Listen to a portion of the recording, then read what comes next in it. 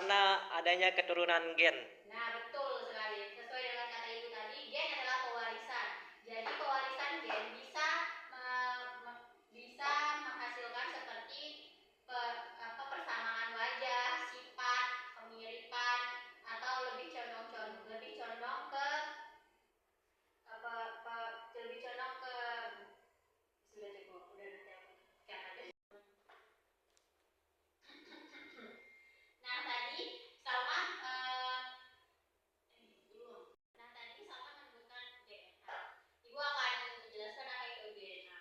DNA adalah molekul panjang membawa informasi genetik. Nah, DNA mengandung instruksi untuk membentuk protein yang menentukan sifat di tubuh kita.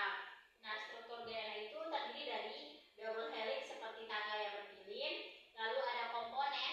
Nah, komponen ini berisi dengan gula deoksiribosa, fosfat, dan basa nitrogen atau adenin, timin, sitosin, guanin. Lalu yang ketiga ada fungsi DNA. Fungsi DNA adalah menyimpan kode genetik yang diwariskan dan digunakan untuk membuat protein. Analogi DNA itu seperti buku resep yang berisi instruksi bagaimana tubuh kita harus dibangun dan bekerja. Nah, selain DNA, di gen juga terdapat RNA. Apa itu RNA, Ibu Guru? RNA adalah molekul yang membantu proses penerimaan informasi dari DNA menjadi protein. Perbedaan DNA dan RNA itu bisa kita melihat dari gulanya itu terdirinya dari deoksirisa, sedangkan RNA itu ribosa. Nah, itu contoh kecilnya. Nah, jenis RNA itu ada mRNA atau messenger RNA. Fungsinya sebagai membawa pesan dari DNA ke ribosom.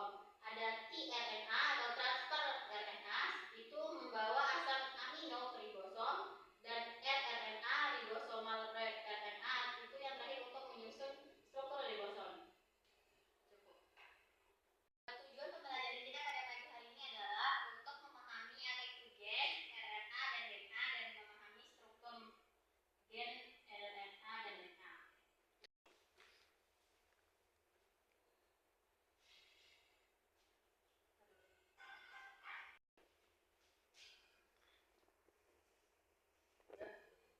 Baiklah, seperti yang kalian bisa lihat di depan kalian, di sini ada video yang berisi tentang materi genetik. Ibu akan memberikan kalian waktu untuk menyimak video tersebut, dan setelah video ini berakhir, Ibu akan membagikan LKPD atau lembar kerja mahasiswa. Seperti yang kalian lihat di depan, Ibu sudah menyiapkan video yang berisi tentang materi genetika atau genetik. Ibu akan menyuruh kalian untuk melihat dan menyimaknya. Setelah video ini berakhir, Ibu akan memberikan pertanyaan dan soal melalui lembaran. Silakan untuk disimak ya.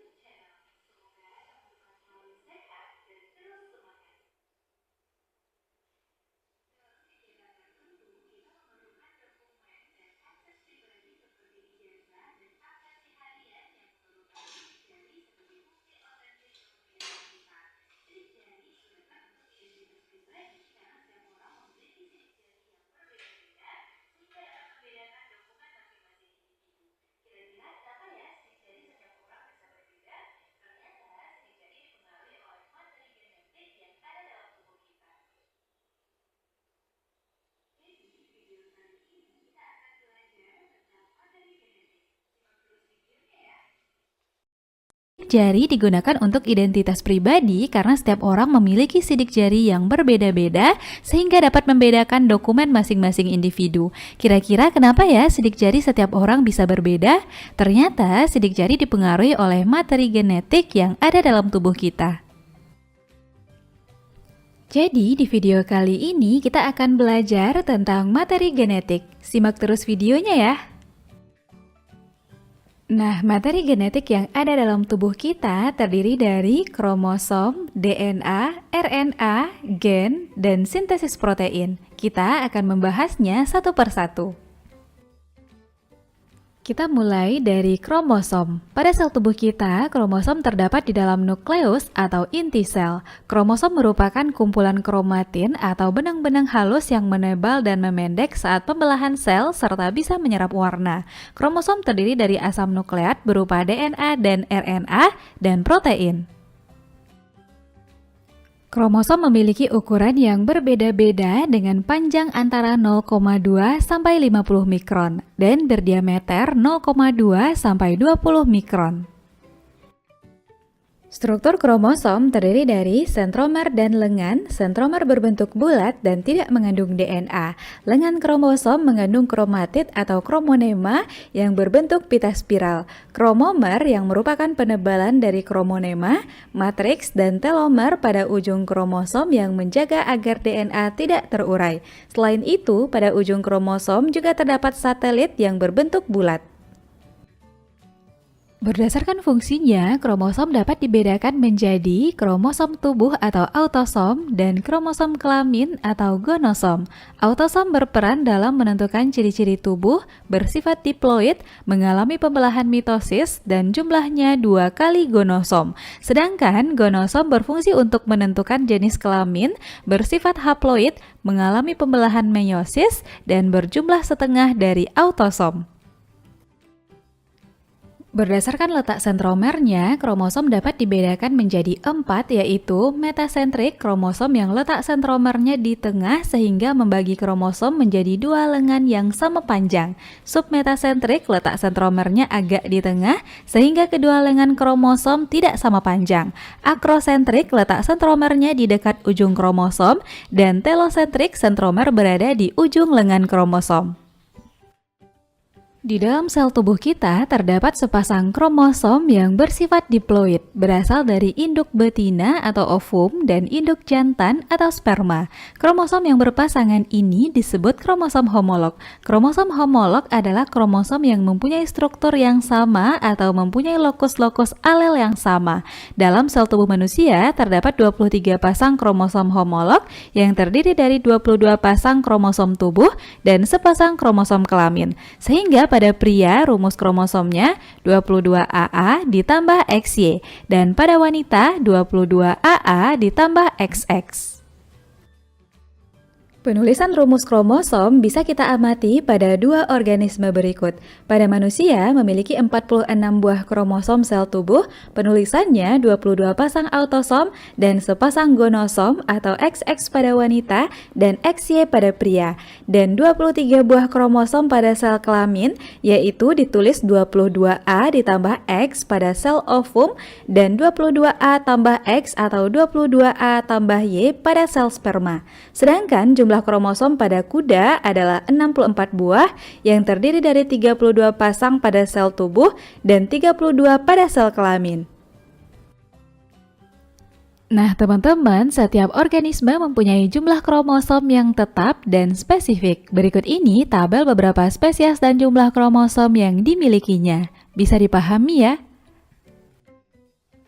Materi genetik berikutnya adalah gen. Gen merupakan unit terkecil dari suatu makhluk hidup yang mengandung substansi hereditas atau dapat menentukan sifat individu. Terdapat dalam lokus di kromosom. Gen terdiri dari protein dan asam nukleat berupa DNA dan RNA. Berukuran antara 4-8 mikron, gen-gen yang menempati lokus yang sama pada kromosom homolognya disebut alel. Alel mempunyai tugas yang sama atau berlawanan untuk suatu sifat tertentu. Setiap gen bertanggung jawab mengontrol satu sifat khusus dan biasanya dituliskan dalam simbol huruf. Huruf kapital untuk sifat dominan, huruf kecil untuk sifat resesif. Susunan gen dalam individu disebut genotip. Gen mempunyai sifat-sifat sebagai berikut, mengandung informasi genetik. Tiap gen mempunyai tugas dan fungsi berbeda. Pada waktu pembelahan mitosis dan meiosis, gen dapat mengadakan duplikasi, ditentukan oleh susunan kombinasi basa nitrogen, berperan menyampaikan informasi genetik dari induk kepada keturunannya, mengatur metabolisme dan perkembangan.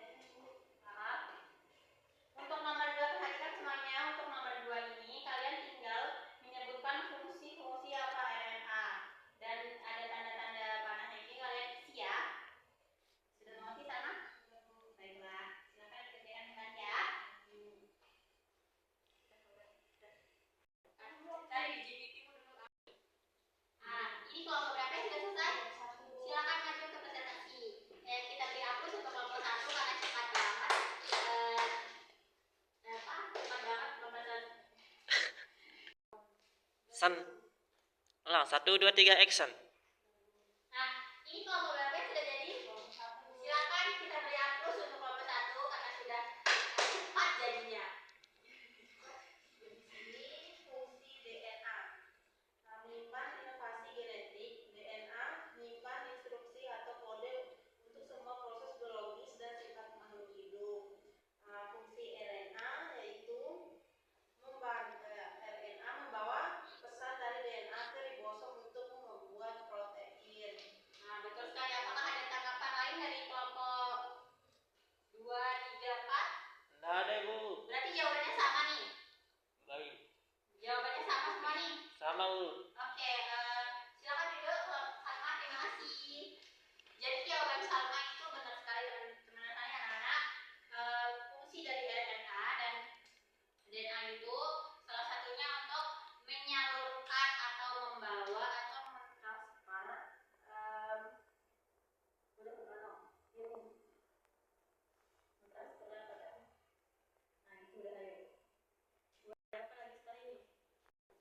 Baiklah, setelah kita melakukan diskusi dan presentasi tentang materi genetik, Ibu akan memberikan sedikit penjelasan untuk penutupan kelas kita pada pagi hari ini, bahwa dari video yang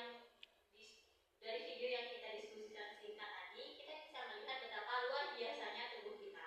Setiap sel di dalam tubuh membawa instruksi genetik yang sangat rinci yang tertulis di dalam bahasa DNA. Dan menariknya, bahasa ini ada dalam semua makhluk hidup, dari manusia, tumbuhan, hingga mikroorganisme. DNA bukan sekadar benang halus di dalam sel, ia juga menyimpan seluruh rencana kerja tubuh kita, mulai dari warna mata, warna tinggi badan, sampai kerentanan terhadap penyakit. Tanpa DNA dan RNA, tubuh kita tidak akan tahu bagaimana caranya tumbuh, membentuk organ, bahkan bertahan hidup. Inilah sebabnya mengapa kita belajar genetika, supaya kalian tidak hanya tahu bahwa anak mirip ayah atau ibu, tetapi juga paham secara ilmiah mengapa itu terjadi. Kalian juga bisa melihat bagaimana genetik dipakai dalam kehidupan nyata, dari identifikasi forensik, rekayasa genetika, hingga pengobatan penyakit bawaan. Udah. Nah, salah satu contoh nyatanya dari kehidupan sehari-hari kita adalah tes DNA dalam identifikasi jenazah bencana, terapi gen untuk penyakit turunan seperti thalassemia, dan yang lain ada pembuatan vaksin mRNA seperti vaksin COVID-19 yang pernah kita rasakan pada tahun 2019. Itu salah satu dari beberapa contoh yang bisa Ibu sebutkan dari terkaitnya materi kita pada pagi hari ini tentang genetik. Baiklah, untuk menutup kelas kita pada siang hari ini, pagi menjelang siang hari ini, apakah dari kalian ada yang mau menyimpulkan dari materi kita pagi ini? Silakan sama Zoran, banyak. Jadi kesimpulannya itu genetik adalah ilmu yang mempelajari bagaimana sifat-sifat diwariskan dari induk ke turunannya melalui materi genetika seperti DNA dan gen. Betul sekali. Jadi Ibu tambahkan sedikit supaya kalian lebih bisa memahami kata-kata kalimat dari teman kalian, bahwa DNA dan RNA bukan hanya istilah ilmiah, tetapi mereka adalah bagian penting dari setiap makhluk hidup. Mereka adalah bahasa kehidupan yang menentukan siapa kita. Di pertemuan selanjutnya, kita akan mempelajari bagaimana informasi ini diterjemahkan menjadi protein. Ulangi sama. Ulangi. Iya, udah lanjut dong.